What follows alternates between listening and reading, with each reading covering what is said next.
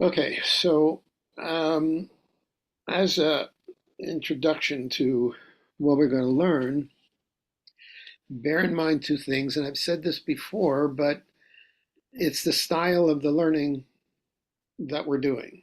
And there are two things to bear in mind. When we talk about the analysis of laws in the Chumash, um, A, we pay attention to what the text says. In other words, we read the text and let it tell its story. It's a phrase that I use over and over again, and that's the characteristic of Shimshon Raphael Hirsch's approach to analyzing the Chumash. That you let the text talk, you let it tell its story, and not the homiletics of Rashi or Onkelos or the commentators, but the text itself. Now, Hirsch doesn't say things that are contradictory to Torah Shebal Peh or the Midrashim, but he doesn't use the Midrashim as the Pshat. The Midrashim, as we talked about before, are homiletics. It's like a rabbi's speech when you hear someone give a talk on the Parsha. They're taking a pasuk or two or an idea, and then they're giving their own talk, which is fine. But that doesn't necessarily mean that's the intent of the text, and that's what Hirsch is interested in. Number two, when we talk about laws, we always have to consider A, the population who Moshe is talking to, and B, what's going on in the rest of the world. In other words, Moshe, you will see in the whole book of Devarim that we're starting next time, that Moshe is concerned when the people go into Canaan and they start fighting with the locals and taking over property. It doesn't mean that everybody is going to leave. The Torah itself says if they don't want to fight and if they don't want to incite the Bnei Israel to worship their idols, then they don't have to be destroyed, but they have to be controlled. But in any case, the Moshe is very concerned that the people are going to be drawn into pagan worship and pagan laws and pagan customs of the way that they do things. And we've had it already in Vayikra. We're going to have it again in Devarim. That Moshe is warning them against adopting these kinds of ritual practices of the cultures around them. So bear that in mind as we analyze this concept of Ir Miklat, of a city of refuge. It's the whole development of it and its details are based on cultural practices. In other words, there's no such thing in any other culture as a city of refuge. That is the Torah's unique contribution. But the other things it talks about what happens when one person kills another person, what happens to them, um, that the Torah is addressing, and the Torah is approaching that in contrast to what everybody else is doing. So we're going to take a look at the contrast between what other cultures do in such cases that we're going to talk about and what the Torah does in such cases. And then we'll talk about the uniqueness of this institution of the Ir Miklat and why it's so unique and such a brilliant social idea. Okay, so we're going to keep close to the text and let the text tell us the story, and then as we go, I'll comment on it, and if something's unclear, just let me know. Okay, so this is the way it's introduced. Remember, the Bnei Israel are on the other side of the Jordan. They're on the east side of the Jordan, opposite Yericho, where they're eventually going to cross over. They're ready to cross over. And Moshe gives the following instructions to command the Bnei Israel to give the Levim towns to live in from the inheritance that the Bnei Israel will possess. In other words, the Torah already in the last parsha talked about dividing the land among all the tribes. So now within the tribes are going to be Levite cities. And remember, the Levites don't have their own nachala. They don't have any property. They are separate, and they are supported by the Bnei Israel, by Truma and Maser and all of that. So they don't have property. They don't have their own farms, and they live in towns within the inheritance, the nachala of each of the tribes. So the command is that the Levites are to set up towns within the Bnei Israel inheritance, and they will have, what they will have is pasture land for cattle, flocks, and livestock. They don't plant anything because they don't own the land, but they can have pasture land around because they do have, they need milk and they need wool and they need things. So they have cattle, flocks, and other livestock, and so their Levite towns can have pasture land around it. Now, 6 of the towns that you give the Levim will be called Arei Miklat, cities of refuge, and we'll talk about that shortly, to which a person who has killed somebody may flee. Now, that is going to be defined. What does it mean, killed somebody and flees? It's not in all cases, we'll see. In addition, give them 42 other towns. So in all, the Levites will have spread out within all the land of Canaan and all of the nachalot of the Bnei Israel on both sides. Remember, there's Ruvain and Gad and half of Manasseh on the other side of the Jordan. So, but in all, there should be 48 Levite towns spread all over the country. The towns that you give the Levim from the land of the Israelites take many towns from the tribe that has many people. In other words, if the tribe is big and it has a big portion of their inheritance, so you put more Levim towns in the big portion. And if it has a smaller inheritance, then there's fewer Levim towns. In other words, you adjust the number of towns of the Levim depending on the size of the nachala of the tribe. Then God says to Moshe, tell the Israelites, when you cross the Jordan into Canaan, select some of the towns to be your cities of refuge, to which a person who has killed someone negligently may flee. So now we have another description, negligently, and we'll describe that shortly. They will be places, that is, these cities of refuge will be places of refuge from the avenger. And we'll talk about what an avenger is shortly also, so that a person accused of murder may not die before he stands trial before the assembly, before some type of a court, usually the court in the area of where the person lives. These 6 towns you will give will be your cities of refuge. 3 will be on the side of the Jordan, and 3 this side of the Jordan, meaning where the 2.5 tribes are, and the other 3 will be in Canaan when the Bnei Israel cross over. These 6 towns will be a place of refuge for Israelites and for the Gerim that also live among them, even if they're not Jewish, but if they are sort of citizens of the country, so that anyone who has killed another negligently can flee there. Okay, so that's the basic instructions. So there are going to be 48 Leviim towns, but there's going to be 6 of those that are going to be designated as an Ir Miklat that has a particular purpose to it. 3 on one side of the Jordan, 3 on the other side of the Jordan. That immediately raises a question as to whether the 2.5 tribes on the east side were more liable to kill than the 9.5 on the other side, because three cities for 2.5 tribes and 3 cities for 9, it seems strange. Right. That's a very good question, and you are reflecting the question that commentators ask because it's an obvious question.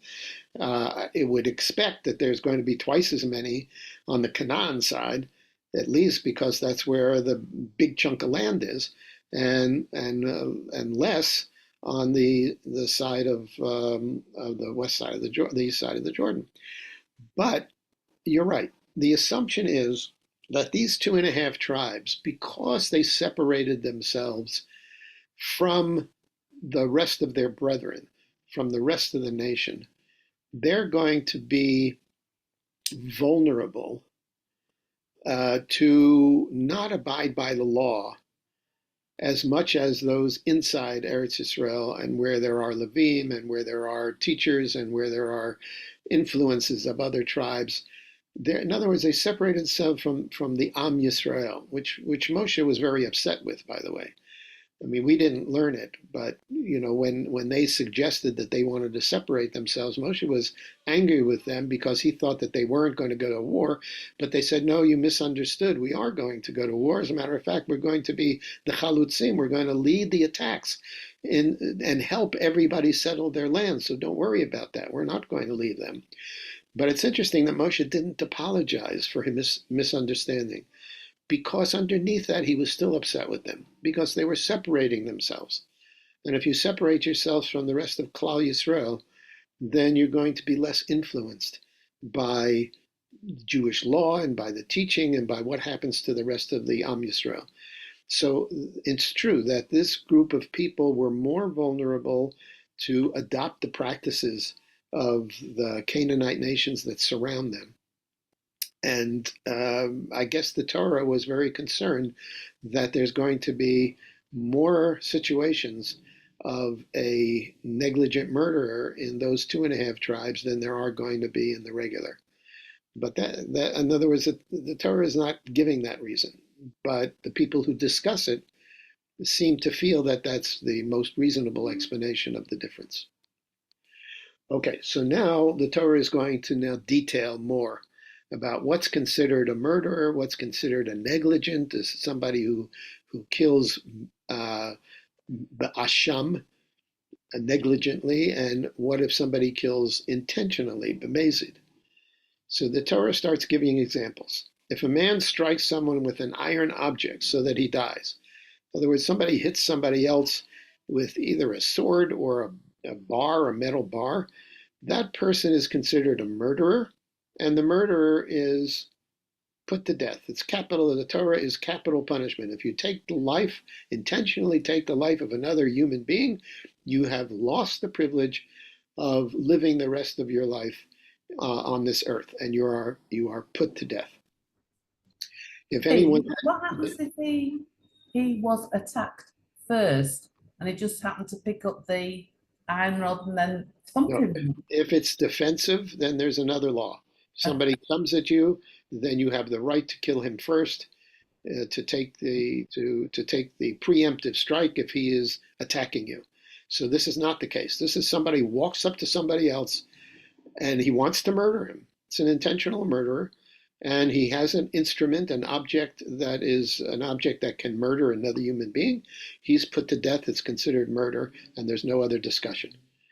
Now, if anyone has a stone in his hand that could kill, in other words, it's not just a piece of iron, but if it's a stone, and he strikes another person, he hits them over the head with this big rock, he's also considered a murderer, and he's put to death. Or if it's a wooden object, in other words, somebody has a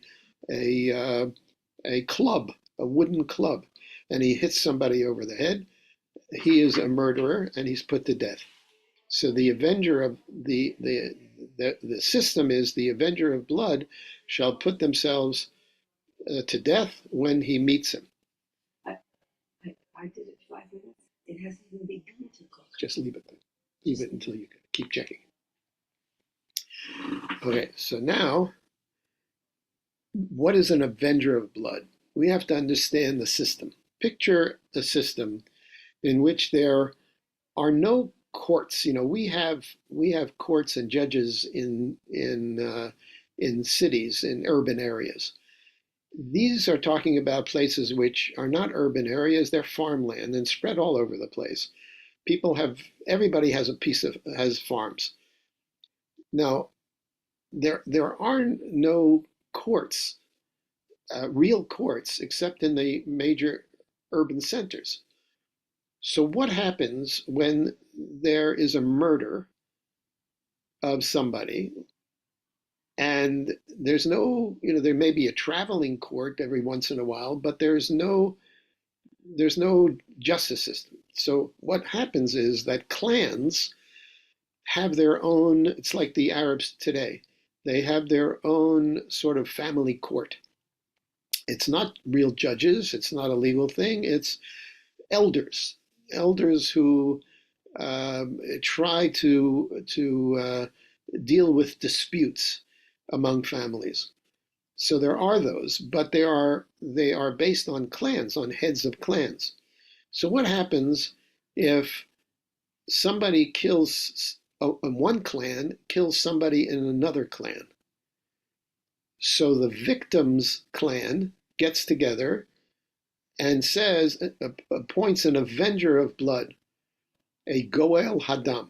The avenger of blood is usually the oldest male in the family of the victim, or it may be the father in the family of the victim, depending on how old he is. But in any case, it's a male of the family of the victim, and that person is called a Goel Dam, and he goes and chases down the person who committed the murder and kills him. That's the way it works. So there is no real court case. The group of elders agree that the eldest in the family is the Goel Hadam, and he goes and starts chasing the person who committed this murder, and when he meets him, he kills him. Okay, that's the system. Now the Torah adopts that system partially and agrees that if somebody commits this kind of an intentional murder with an iron object or a stone or a club, that the avenger of the blood in the family of the victim can catch that person and put him to death. Well, doesn't that end up being he's killed him, so the other people kill, so it's backwards and forwards, killing each other? Yes. Well, no. Once the murderer is put to death, that's the end. Then that's justice has been done, and the two clans can then resume their relationship. Not like today where they just keep killing each other. Right, right. So then the Torah continues. If somebody with malice aforethought, in other words, premeditatively, shoves another person. Now remember, he doesn't have a weapon now, but he shoves somebody, or so that the person falls down and maybe hits his head, or he throws something at the person. He throws the rock. He doesn't hit him with the rock in his hand, but he throws it at him intentionally so that he dies. Or if in hostility he beats them with his fist, in other words, he's stronger than the other person and he basically beats them to death. Well, that person shall be put to death. He is also considered a murderer, and the avenger of blood in the family of the victim puts the murderer to death. So what we see is that if anybody kills somebody else, premeditated, with intention, with a weapon or without a weapon, he is put to death. It's a capital crime, and that's the end of that. That's not, the city of refuge is not part of this system. This is a separate issue. Okay? And now if we go back to Shemot, when these things are discussed, most likely in Mishpatim, anyone who strikes a man and kills him shall surely be put to death. However, now here is where there's the exception. If he does not do it intentionally, but God lets it happen, he is to flee to a place I will designate. This is already said in Shemot. What does it mean God lets it happen? It means it happens. It's like a fate. He he doesn't intend to kill the person, but it ends up that he did. Again, we're going to define this clearly shortly. But if a man schemes and kills another man, that's what we just read about. If he schemes, if he premeditates, and he kills another man deliberately, then you have to take him away, even if he runs to the sanctuary and tries to plead sanctuary. We have no such thing.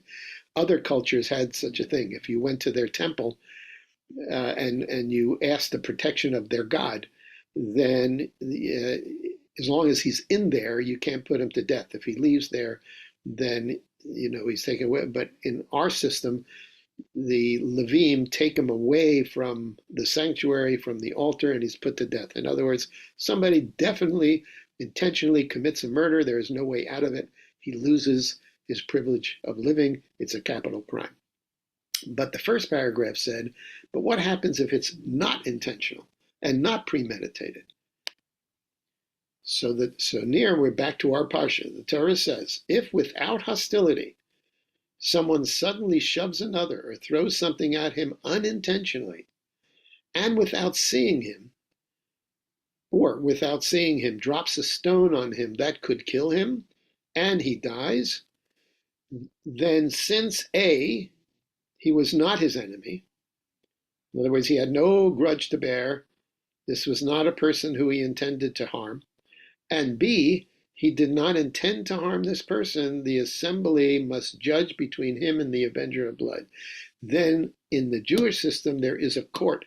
The assembly is not just a group of wise men. It's people who are Levim, who are considered appointed judges. They have to make a judgment about the intent of the person who took the life of another person. The assembly has to protect the one accused of murder from the avenger of the blood and send him back to the city of refuge to which he fled. He must stay there until the death of the high priest. So what's the situation? Let me give you 3 examples and I'll make it more clear. First, Moshe himself gives an example, but this is now in Devarim. This is elsewhere in the next book. This is the rule concerning the man who kills another and flees to save his life. One who kills his neighbor unintentionally without malice. So that's the situation. That's what we're talking about. That's where there's a city of refuge. He kills his neighbor unintentionally, shogeg, without malice, authority. It's not his enemy. He did not mean to do it. For instance, a man goes into the forest with his neighbor to cut wood. So the two, he and his neighbor who has the adjoining farm, go together to cut wood in the forest to get some firewood.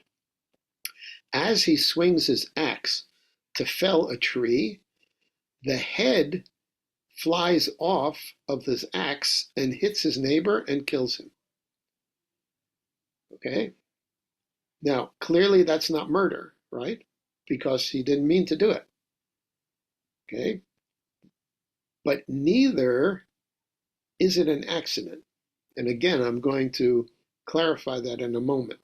But the law is that man, in such a case, a similar case, when he's swinging his axe to cut a tree, but the axe head flies off and hits the neighbor and kills him, that man may run to a city of refuge to save his life from the Goel Hadam, the blood avenger of the victim family. Otherwise, the avenger of the blood may pursue him in a rage, overtake him if the distance is too great. That's why there are a number of them, and kill him even though he's not deserving of death, since he did not do it to his neighbor with malice aforethought. In other words, the person who killed unintentionally has to run to a city of refuge. The avenger runs after him, and the hope is that this first guy gets to the city of refuge before the blood avenger overtakes him. And the Torah later on will say there has to be signs.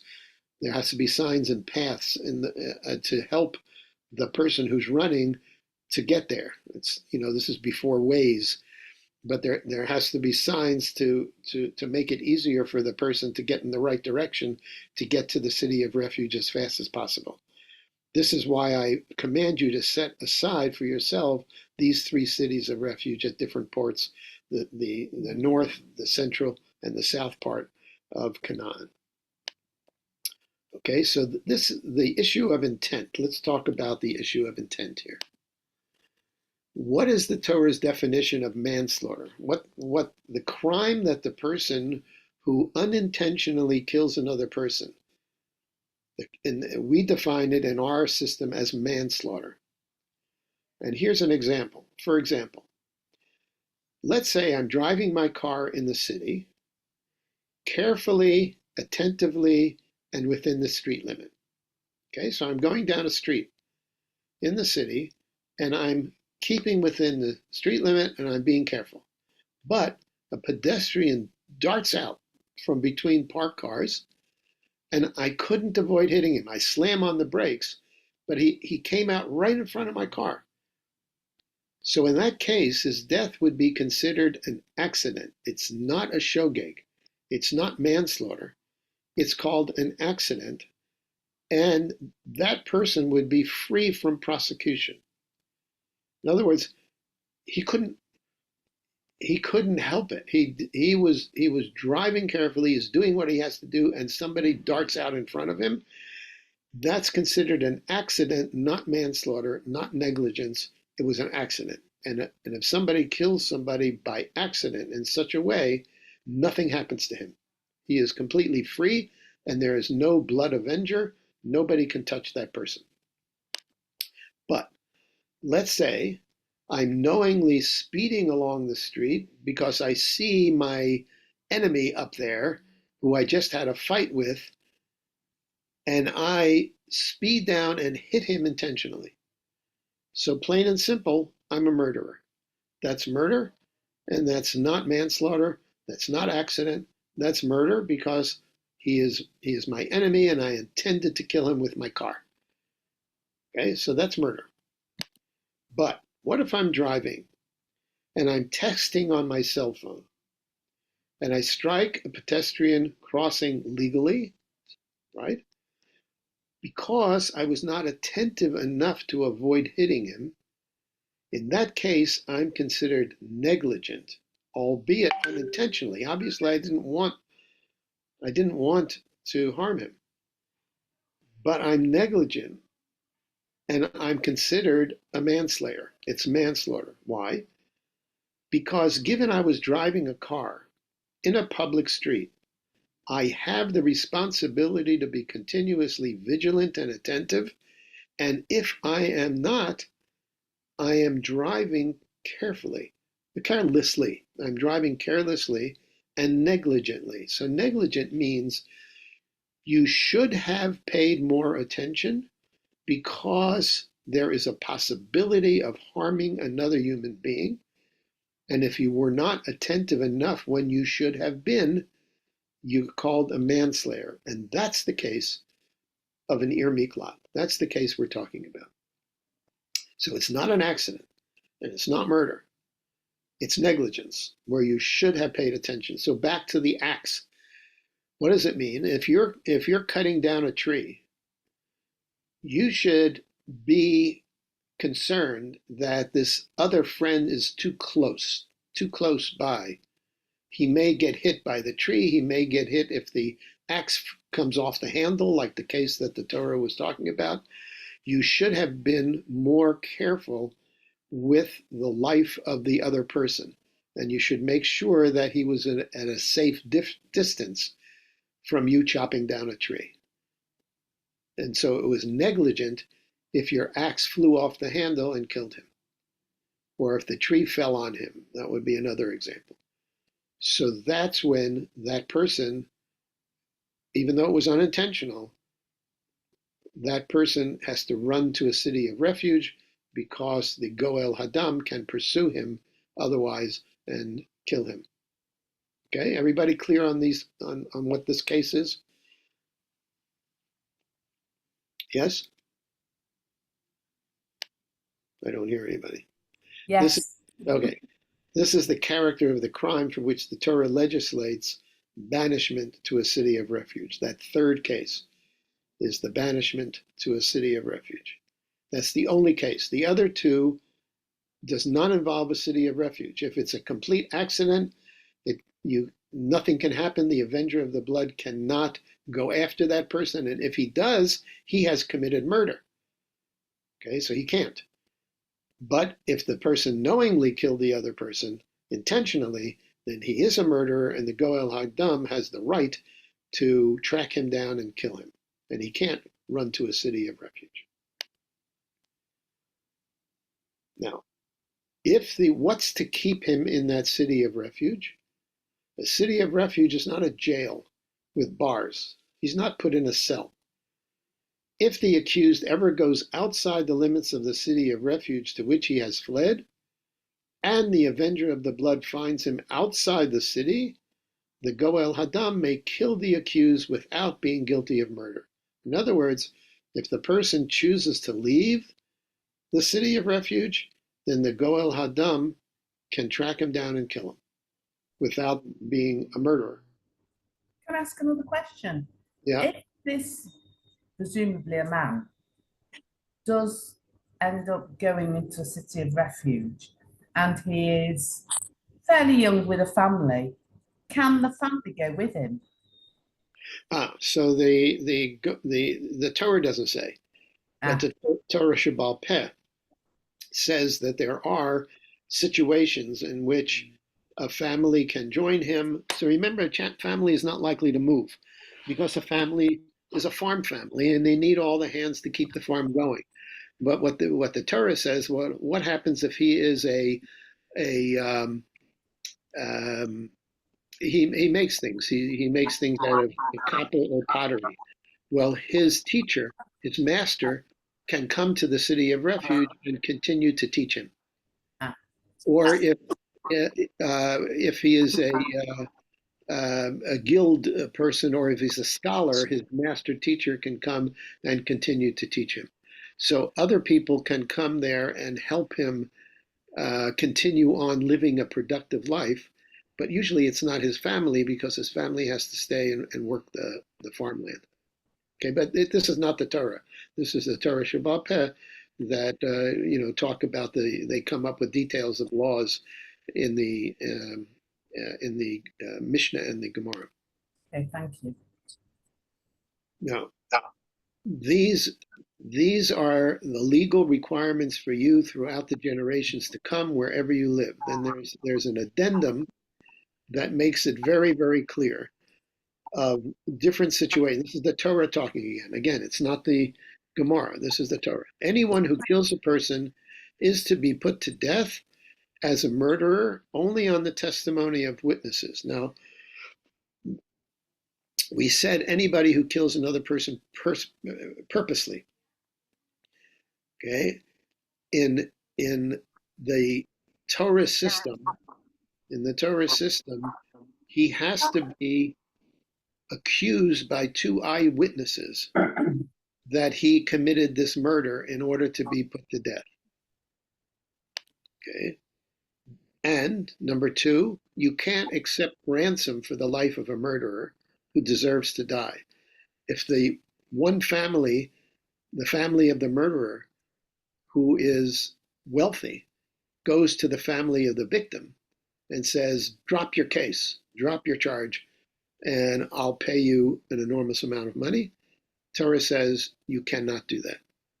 You cannot do that. You can never accept a ransom for the life of a murderer because he deserves to die because he took the life of somebody else. And third, you can't accept a ransom from anyone who has fled to a city of refuge, as so to allow him back and live in his own land before the death of the high priest. Okay, so you can't accept, even if the family of the person who unintentionally killed the other family's member, you can't accept a ransom. Again, why am I saying these three things? Because it's the Torah is pointing out the value of human life. The taking of a human life clearly, if it's intentional, you lose the privilege of continuing to live. If it's unintentional, you have to be punished in some way. You cannot somehow pay to get out of it. Okay? The human life is unique. Every human life is unique, and you have to be very concerned at all times, vigilant at all times, not to take a human life, not to be negligent in such cases where you might accidentally take a human life. So it's a very applicable value to us when we're driving a car or when we're doing things, we're building things that people may get harmed if they're walking where we're working. The human life is so valuable that everybody has to be very vigilant in order not to possibly even take another human life. Okay, now, with all of this, let's compare it or contrast it to what were the standing laws of other systems, the Akkadian system, the Hammurabi system, the Hittite system. They're the only ones we have some evidence for. In the 1800s and the early 1900s, some of these materials that were found chiseled in rock, like the codes of Hammurabi, the whole codes were found, and they deal with all of this stuff. And they show what other countries do in such cases. And look at the distinction between our system and the system of the ancient Near East law. First of all, in ancient Near East law, there is no distinction for intentionality in homicide. Okay? There is no difference in accidental, negligent, or intentional homicide. Think about that for a minute. Maybe think of that situation. The guy is chopping his wood with his neighbor. The head flies off and kills him. As far as the others are concerned, that person is put to death by the Goel Hadam of the victim's family. No discussion. That it was not intentional is irrelevant. If it was completely accidental, irrelevant. For them, anytime you kill somebody else, that person's family kills you. Whether it's accidental, negligent, or intentional doesn't make any difference. Okay, that's major. Secondly, if a man kills the son of another, his son is killed. According to the Hammurabi codes, if somebody, let's say, in one farm was a carpenter and he built a shed or a barn in his neighboring farm, and he was paid for it to build a barn, and the roof of the barn collapsed such that it killed the neighbor's son. In the codes of Hammurabi and the other codes, that family can kill the son of the builder, even though the son had absolutely nothing to do with this. But if you killed my son, I killed your son. That's called vicarious punishment. And in the Torah, there is no such thing as vicarious punishment. Only the person who committed the act has to be judged, and then they decide what happens with that. But the family of the person who committed the crime is never touched. So there is no such thing as vicarious punishment in the Jewish system.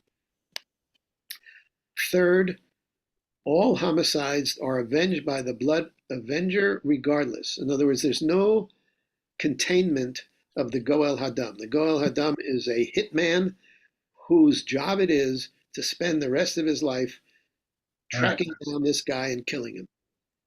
And in our system, the blood avenger has limited powers. He cannot, for example, enter a city of refuge. In their system, he can go wherever he wants. As soon as he finds the guy, he can kill him. The family of the victim determines guilt by trial. In other words, the family of the victim has their clan's elders, and they determine that they appoint the Goel Hadam, and the Goel Hadam goes and kills him. In our system, there are judges, and the judges determines the guilt. In their system, it doesn't make any difference if it's accidental, negligence, or intentional. They just say, okay, oldest brother, you're the Goel Hadam, go get him. In our system, though, the judges have to determine whether it was an accidental death, whether it was a negligent death, whether it was an intentional homicide. Yeah, So, but in the beginning, did you not say that there were no judges? It was the no, in other words, there is no official yeah uh, judges. courts. There are no Yeah. official courts, but there are levim who are judges Ah, all over the okay. place. Okay. Also, asylum within a temple is granted for all offenders. In their system, if the person runs to a temple of a god, that god protects that person, and the blood avenger can't go into the temple until the person leaves the temple.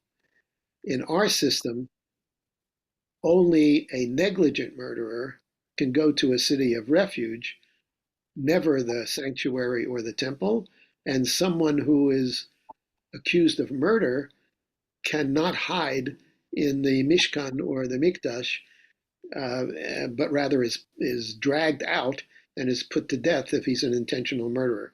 If he's an accidental murderer, he doesn't have to run anywhere. Okay, but in their system, there is such a thing as sanctuary. The Christians adopted that pagan practice of sanctuary, but we never did. Ransom can be paid to a family and the life of the murderer is spared, according to their system, that you can. If you're rich enough, you can pay the family to drop the charge, and the avenger of the blood does not kill the other. And in our system, ransom cannot be paid, not for the acquittal of an intentional murderer or the acquittal of a manslayer in the city of refuge. In other words, you can never pay ransom for a human life. You're either guilty or not guilty of taking a human life, or a manslayer is partly guilty and partly not guilty. Okay, so we had an interesting question that I saw. Why not just remove the option of a blood avenger from the Torah law? In other words, why do we have to adopt that system of a Goel Hadam? Why don't we say there's no Goel Hadam? If we decide that that person should run to a city of refuge, so escort him to the city of refuge. Have the police, the Levitical police, escort him to the city of refuge and have him stay there, and he can't leave. Um, um, but but there isn't the concept of an avenger of blood. Why do we need to keep that concept? Why do you think? It's more of sort of a cultural, psychological, social reason, not a not a legal reason. Any idea?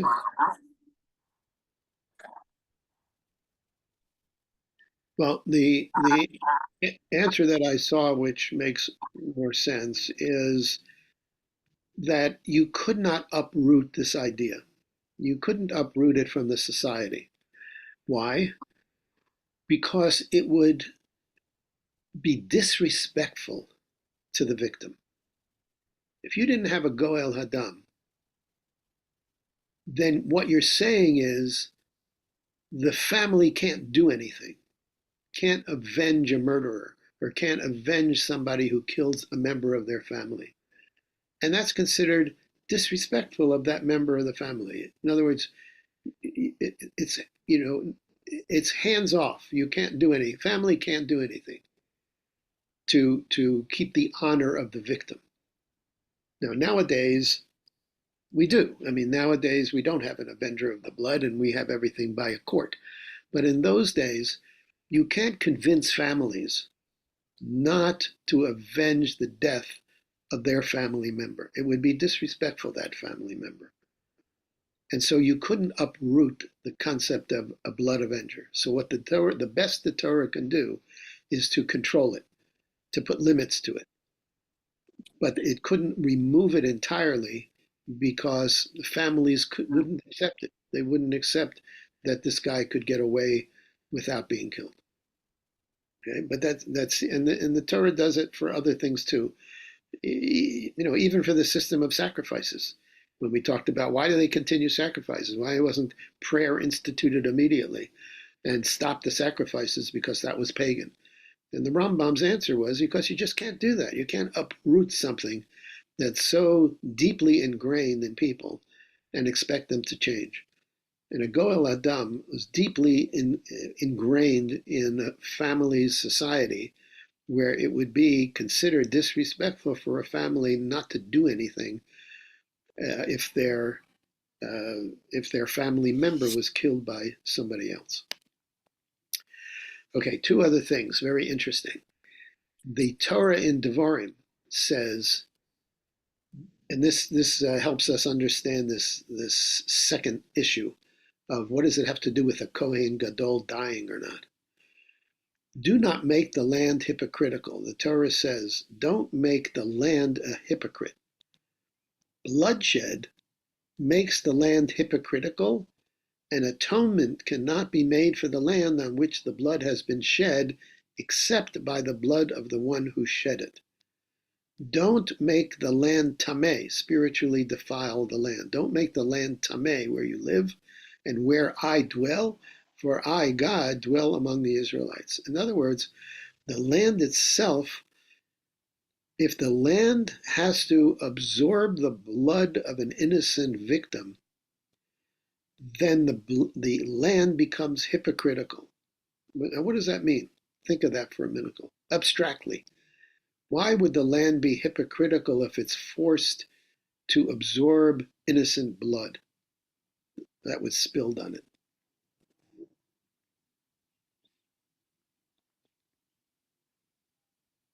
What's the purpose of the land when God created land? Why? What was the purpose? What are you supposed to do with the land? Isn't it to sustain us? So You we, should, We should manage it and we produce things we from it. Right. produce from it, and we make brachas on the produce we make, which Right. then praises HaKadosh Baruch Hu. Right. We use the land. We make food. We plant things. We use it to sustain life.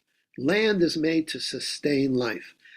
When the land is forced to absorb the blood of somebody who was killed, that's death. You're making the land be associated with death, and that's making it hypocritical. It was made to be a life source, not to absorb death. And where do we have that? We have that idea in Breshit from the very beginning. Anybody remember where? Cain and Abel? Exactly. Look what it said. God says to Cain, "What have you done? Your brother's blood cries out to me from the ground. Now you are under a curse and you're driven from the ground which forced open its mouth." It uses that image. You forced open the mouth of the earth to receive your brother's blood from your hand.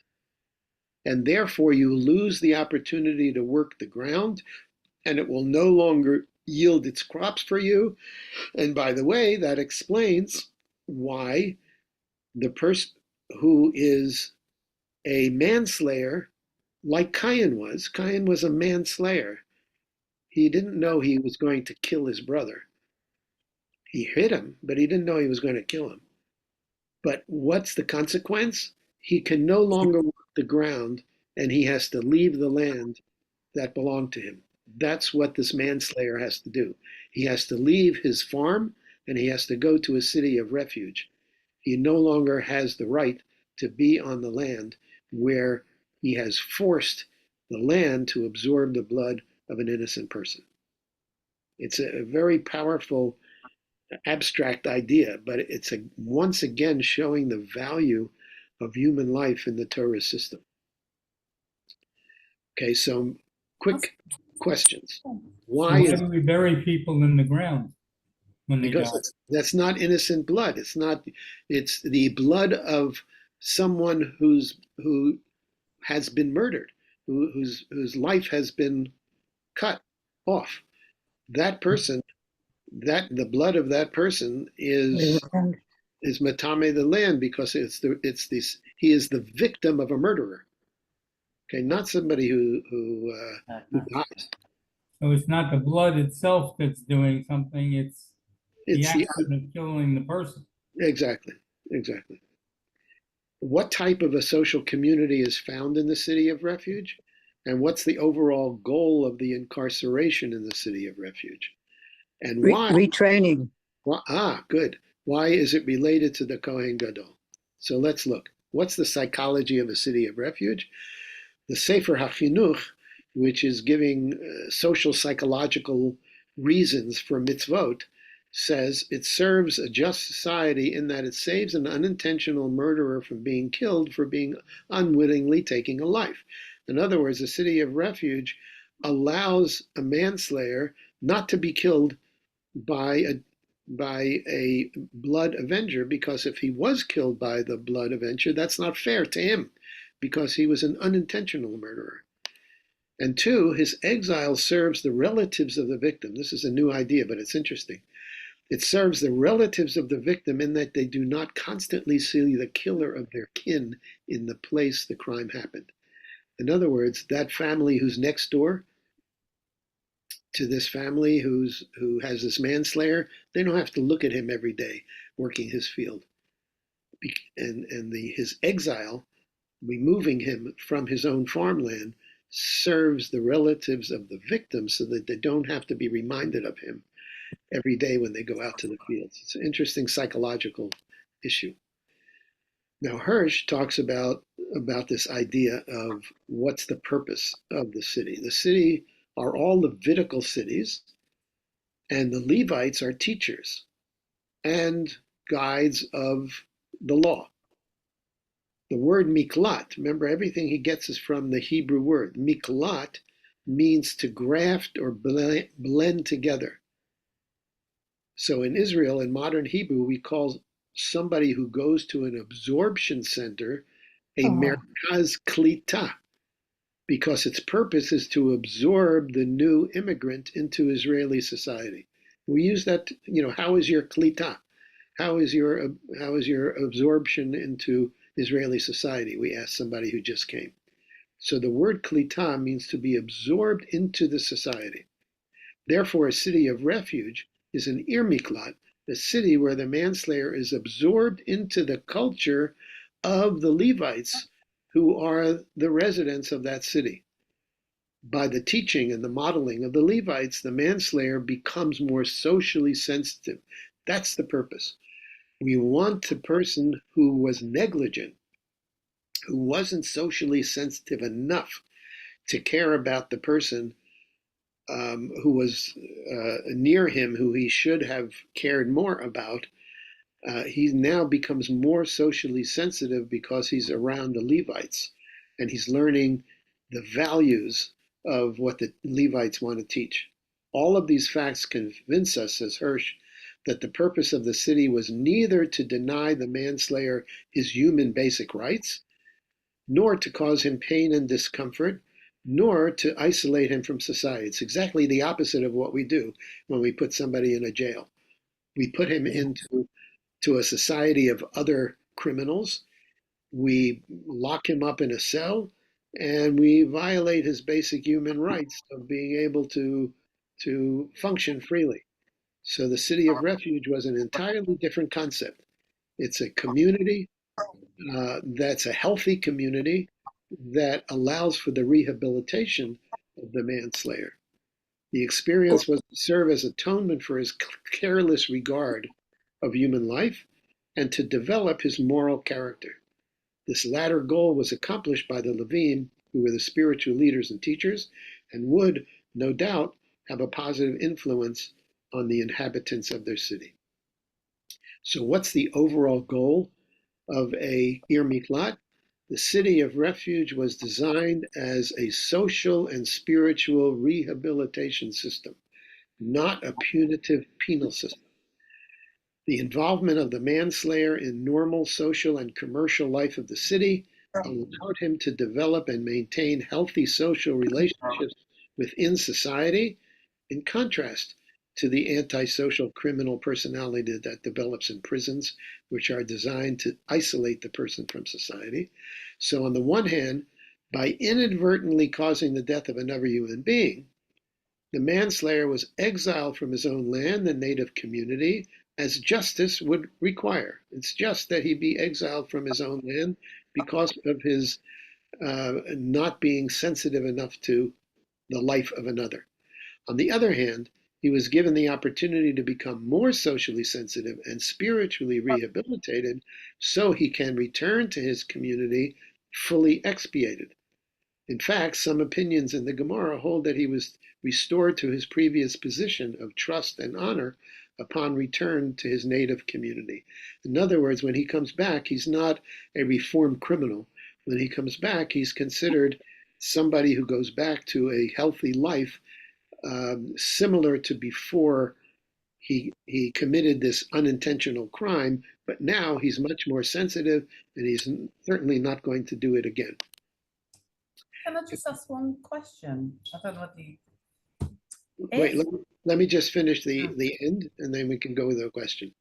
If the law was merely to determine the duration of a sentence, the idea of having to wait for a Kohen's death to be freed from the city would be absurd, because one person could serve a week while another person could serve a life sentence. yeah.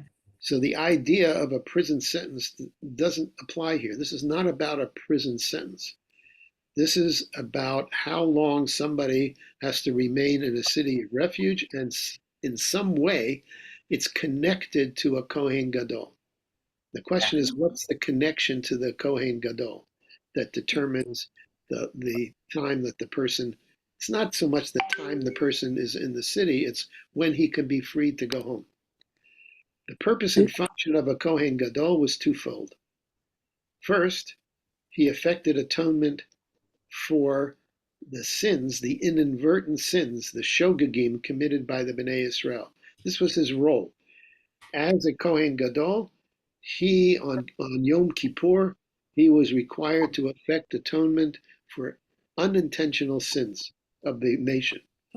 Secondly, in his role as representative of the sanctuary ideals, he stood for sanctity, holiness, life, the importance of life and growth, and through him the people were blessed with the presence of God. In other words, he was somebody who is the head of a representation of holiness and life. Now, it may be, argues Rav Hirsch, that because of these factors, the Kohen shares some of the responsibility for the manslayer's act. In other words, there's a little guilt that the Kohen should also share with this manslayer. Perhaps he was neglectful in some manner in promulgating the sanctuary's values or reflecting national atonement. In other words, maybe he didn't do his job well enough, the Kohen Gadol, to making sure everybody was very sensitive to sanctifying human life. So perhaps he shares some of the guilt for the spiritual defilement of the land over which he has responsibility. So from a psychological, spiritual point of view, maybe that's the connection, but there's a more direct connection. We read that death is the only atonement for taking of a human life. Death is the only atonement. So if somebody committed a murder, the only atonement is the death of the murderer. That's clear. Okay? If it's an accident, there doesn't need to be any atonement because there was no intentional taking of a human life. So the death of the Kohen served to effect atonement for the manslayer, because it would be unjust to kill the manslayer, to take his life. You can't take his life, on the one hand. On the other hand, the only atonement for a human life that was taken is death. So what's happening is we're moving the death to the Kohen Gadol. In other words, since somebody has to die to atone for the death of the victim, the Kohen is the one, the death of the Kohen serves as the atonement for the land that was made tameh because innocent blood was spilled on it. Such is the case of national responsibility may be hard for us to imagine, but bear in mind that we're speaking of a Mamlechet Kohanim v'Goy Kadosh, and so in such a system, since there has to be a death, it can't be an unjust death. If it was the death of the manslayer, it would be unjust. So the Kohen has to take responsibility of a death, an unintentional death that happened on the land of Eretz Yisrael, and therefore his death serves as an atonement for the manslayer, and the manslayer can then return to his family upon the death of the Kohen, because that served as an atonement for the victim. So Okay. can I ask a question then? So Yes. that means that if a manslayer goes to a city of refuge, he has no idea of when he can go home, because he could be there all his life, Right. or he could be there a week. Correct. Because it's not a sentence. It's not a prison sentence like we're used to. No. The idea that he loses the privilege of being on his own farmland, just like Cain loses the privilege because he took the life of somebody else, even if it was unintentional, but he took the life of somebody else. Now, the only thing that could shorten that, I mean, theoretically, he has to be there forever. The only thing that can shorten it is the death of the Kohen, because that atones for the victim. But other than that, there's no atonement. And so, it could be a week, it could be 6 months, it could be a year, it could be his life. And if he decides to plot against the Kohen Gadol. Oh, sure. Well, the Gemara says that the mother of the Kohen Gadol would send gifts of food to the victim's family so that they wouldn't pray, not to the victim's family, to the manslayer's family, so they wouldn't pray for the death of the mother's son, so that he could go back home. They can't eat it because that food's kosher, got kaddish in it because it's for the Kohen. So they wouldn't give him that food. They would buy other food and give it to him. But the point is, that's true. That the mother of the Kohen was afraid that people would pray for his death, because then the guy can come. All the people who were manslayers can go back home. But so that's a Gemara's, little. I don't know if they're joking or not joking, but they wanted to point out that is an issue. Wow. That is an issue. Okay. Thank you so much. Reminds me of the indentured servant. Well, that's a whole different thing. The It indentured reminds me because he's also being taught by the family that he's living with, and That's right. somebody once I heard said it reminded him of when you're about tshuva. If a family takes you in and you learn with them, Yes. it's like, that's a good way of learning from the Right. good examples. Right, and that's what happens to the manslayer in the city of the Levi. Right. Thank you. He's rehabilitated. All right, take care. Have a good week. And Thank you. you. Thank Be you. safe. Thank Bye.